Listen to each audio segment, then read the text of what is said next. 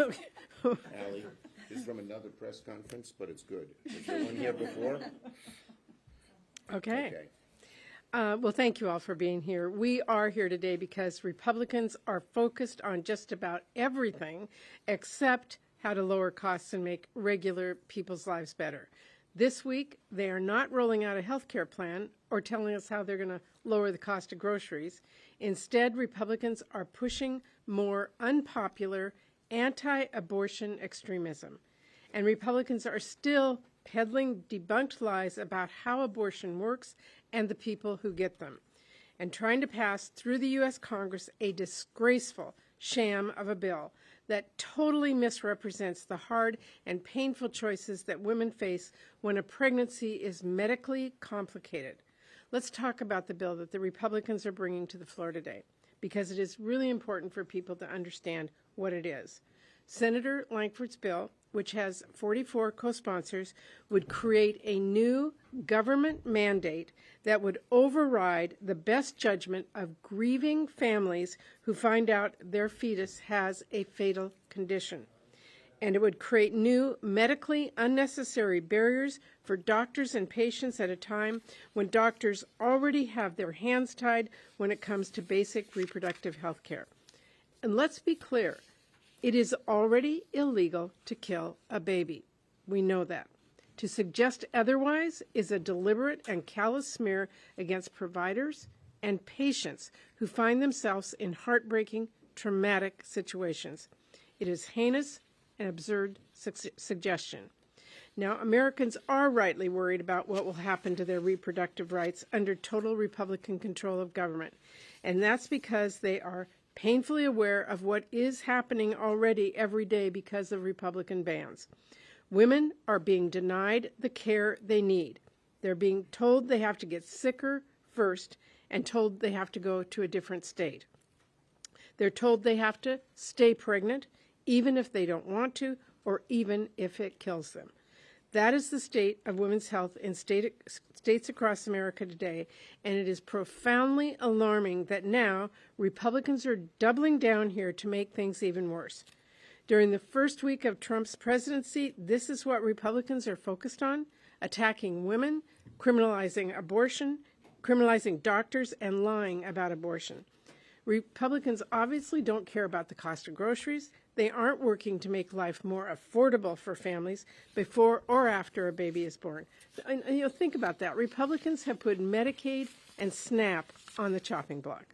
House Republicans fought back when we tried to fully fund WIC so moms and babies would not go hungry. And Republicans are flat out opposed to making paid leave a reality so that a mom can spend time with her baby after giving birth.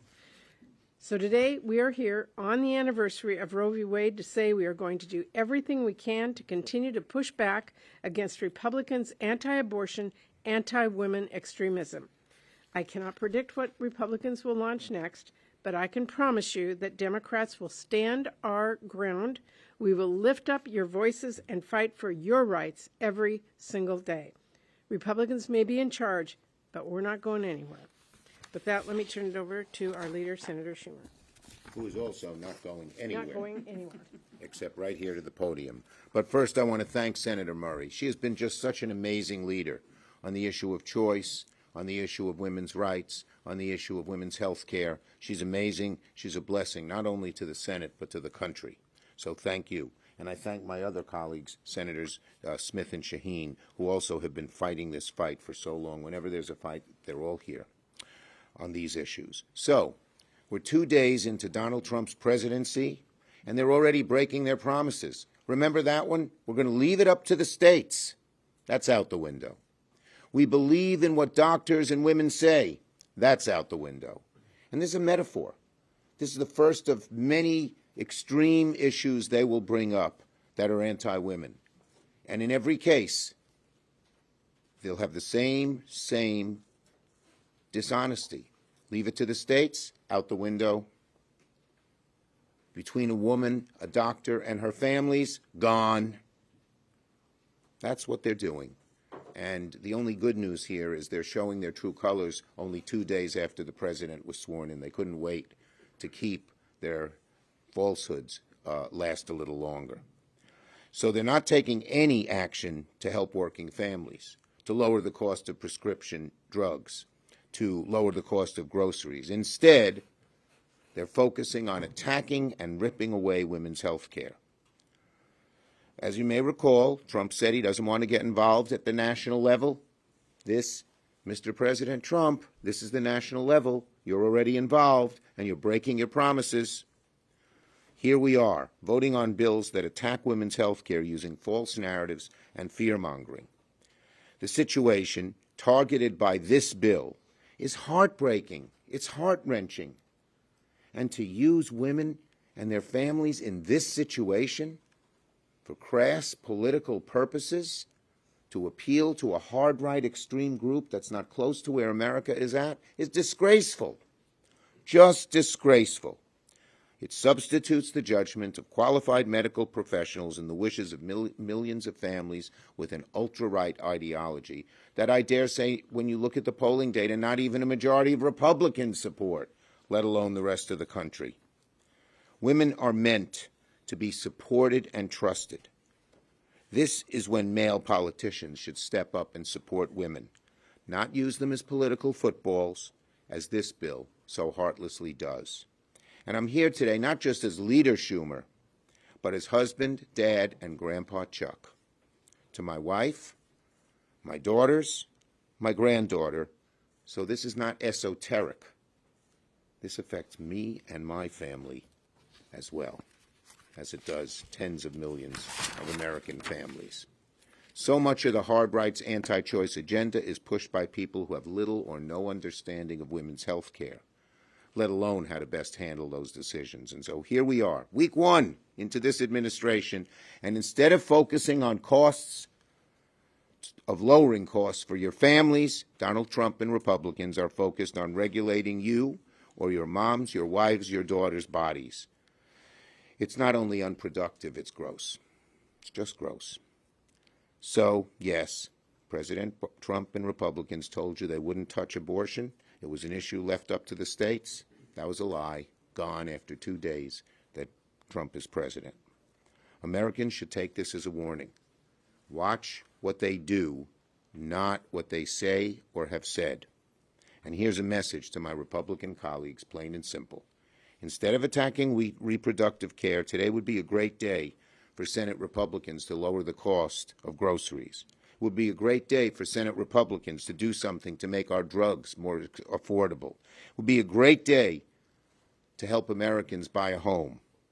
If nothing else, it would be a great day for Senate Republicans to simply trust women and leave their health care choices up to them. Senator Shaheen.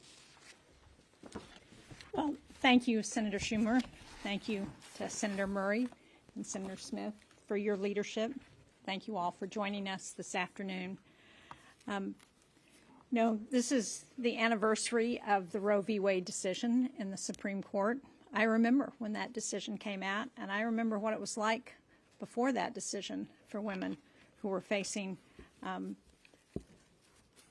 unexpected and unplanned for pregnancies. This used to be a day to celebrate that decision, the hard-won victory of generations of women who finally had the right to determine our own futures for our bodies. But since the Dobbs decision in 2022, this day now shows how far we've gone in the wrong direction. And we're here because we share the concerns about what's happened in this country since Roe was overturned, the fears that have become reality for millions of women. And I hear from people in New Hampshire, we hear from women across the country. And it's especially frustrating that our Republican colleagues, not all of them, we have some who believe that women should make their own decisions, but for those who have sponsored the Langford bill that Senator Murray referred to, it's particularly frustrating that this is being done on the first week that this new administration has taken office. Because once again, we're seeing, as my colleagues have said, that they're taking aim at women's reproductive health care. Instead of focusing on what the American people want, which is to find ways for us to work together to lower costs, to make health care more accessible, to address the reproductive health of women. What this legislation would do is to put women's lives in danger. And while all Americans struggle to make ends meet, struggle to afford the basic health care that they and their families need, this is what we're being given by the new administration. I can tell you all, there is no one who was elected to come to the United States Congress, to the United States Senate, because we wanted to make it harder for people to access basic health care. No voters in this country said, go to Washington, make it hard for people to get health care. Make it hard for them to afford it. Make it harder for women to access the health care that they need. No elected official here in Washington or in any state capital, in any court in this country, should be in charge of making the most personal and difficult decisions that women and their families and their doctors should be making. You know, we should be here voting on legislation to make health care more affordable, to make women's access to care better when women are dying across this country because of the Dobbs decision. And yet, here we are talking about making it harder for families in the most difficult times. I hope that our Republican colleagues are going to come to the table and work with us to drop this extreme agenda and to work on what the American people want, which is more affordable access to health care, the ability for women to make our own decisions about our bodies and our futures, for us to have opportunities in this country. That's what it would mean for the real golden age of America. Senator Smith. Well, good afternoon, everyone, and thank you, Senator Shaheen and Senator Murray. I'm glad to be with you all today on this anniversary of the Roe decision. So, you know, long before I came to the United States Senate, I worked at Planned Parenthood, and every single day I watched people walk through the doors of our clinic fully capable of being able to make the best decisions for themselves and their families about their health care, including abortion. And the last thing they needed was for some politician to get in there, try to make those decisions for them. And I mean, that was the power of Roe. It recognized that the Constitution of the United States protects the freedom and the dignity of and autonomy of people to make personal and private decisions about their bodies and their lives and their families free from government interference. But that all changed with the Trump court in 2022. The Dobbs decision said, nope, this decision is no longer yours, but state legislatures and local politicians, they are going to be the deciders now. They control your decisions. And the Constitution does not protect your rights. And so we can see there is a direct through line between that Dobbs decision and where we are today. So here we are, 2 days into the new Trump administration with Republicans in charge. And are they offering bills to lower the cost for Americans? Are they offering a bill to lower the cost of health care or lower the cost of housing? No, they are not. And after campaigning all of last year, telling Americans not to worry about a national abortion ban and more infringements on their freedoms, this is where we are today. One of the very first laws that they are trying to pass would be a federal law that would mandate what doctors must do in their practice in the event of these very rare but tragic and complicated health crises that happens in some women's pregnancies. And nobody wants this. That's the thing. So let's be clear. This law that we're going to be voting on in just a few minutes, this proposed law, plays on misinformation and misunderstanding, but like all anti-abortion bills, it is designed to take away the rights of patients and doctors to make the very best decision that they have in the very unique situations that confronts every single patient. So my message to women in Minnesota and across this nation is that we are not going to do this. Senate Democrats respect you. We respect your decision-making power, and we trust you and your doctor to make the very best decisions that you can about your health care, including about abortion. And we're telling Republicans to butt out.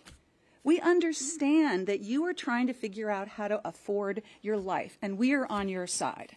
So, if you are part of the 50% of moms delivering babies in this country who get your health insurance through Medicaid, we're fighting for you, and we're going to fight against Republican efforts to cut your insurance benefits so that they can pay for tax cuts for rich people and big corporations. And if you are one of the millions of working moms who put food on the table for your family with the help of SNAP and WIC, we're on your side, and we're going to fight Republicans who are trying to cut SNAP, which, by the way, is only about $6 a day. We're not going to let them cut that so that they can do more tax cuts for their rich buddies and big corporations. Now, we have a lot of work ahead of us, and we are going to work with anyone who wants to work with us to protect your freedom and your autonomy. But we are going to fight anybody who wants to take that away, and that is why we are here today. Thank you. Thank you very much. We're happy to take a few questions. Yes. Thank you, Senator Murray. So much of the work that you all did last Congress introducing pieces of legislation that didn't go far, but that would have restored some of these protections. In addition to that work, a lot of the federal response was done through the White House Gender Policy Council. It's uncertain if the Trump administration will continue that particular council. Do you think that that should have a role in the Trump administration? Do you think that there should be a focus on these issues within the Trump administration, given these attacks coming from your Senate Republican colleagues? Well, I would hope so, but I don't have a lot of hope that that will occur. Yes. Thank you, ma'am. The way Senate Republicans are framing this bill is they are saying that this would protect babies who are born after a botched or messed up abortion and are alive. Do you disagree with that? That is entirely misinformation. Let me make it very clear. If a baby is born alive and a doctor kills it, that is today illegal, and they would be taken to court and appropriately punished. What this bill actually does, which they are not describing to you, what it actually does is mean if a woman has a fetus with a fatal anomaly, and it is born, that baby will be stripped away from her, and the doctor is told by law they have to go do all these medical interventions, when actually what those parents really want to do is spend a last few minutes with their dying child. That's what this bill does. Did leadership officially whip its members against this? And if there are Democrats that end up peeling off in support of this, like that happened on Lincoln Riley Act, what do you think that says or means? I will let you watch the vote today in about an hour. And was there a whip effort? I don't believe there was a whip effort. I think we know that as Democrats, we're going to stand by women and their ability to make their own health care choices. Republicans are pretty certain to try and target Democrats that vote against this bill, particularly those who are up in 2026. Is there a way you're hoping to see Democrats or campaigners get ahead of that messaging? And, Are you talking about Republicans? Oh, sorry, yeah, Republicans will try and target Democrats who Huh. vote against This last election was very clear across the country, where Republicans' message was this is a state issue. And in state after state, they brought up protections for women in their states, and they won. But here we are in the very first days of this Congress, with the president barely sworn in, and the very first attack they have is on women and their ability to make their own health care decision. I would say to every Republican, you just went back on your word, and we are going to be on the attack on this. Patty, I want to respond to that because Senator Smith and I are both up next year. And I have run now in 7 statewide races in New Hampshire. And every single one of those races, I have been attacked by Republicans for my support for allowing women to make their own decisions. As governor, I got rid of a criminal statute that would have made abortion a felony and criminalized doctors. And I had bipartisan support to do that. The majority of people in this country don't believe government should tell women and their families what to do about pregnancy. They understand, like all of us here, that that's a decision that women and their families and their doctors and their pastors or whoever they go to, their clergy, should make for themselves. It's not a decision that I should make as a senator, that the court should make, that the men who are in the Senate should make. It's a decision for women and their families. And for those people who don't understand that, they are on the wrong side of morality on this one. One more, yes? You know, when we talk about the issue of abortion, and obviously Democrats have been pushing to codify the protections that were in Roe for the Supreme Court case. Obviously the votes are not there to make that happen, but why does it have to be the protections from Roe? Why can't there be something that's maybe baby steps in there or smaller protections that would have the votes potentially in the Senate? Well, okay, I'm not going to negotiate with anybody right here, right now, but I did see across the country that in state after state, what Republicans said is these decisions about choice are going to be made in the state. And what we are seeing right now here in the Senate is that is not true. They're bringing it right here to the Senate, and they are attacking our rights. We are in the minority here in the Senate, but we're going to fight back with everything we have. I'm happy to talk with anybody about how to put protections in the law. But that's not the conversation we're having now. Thank you. Thank you.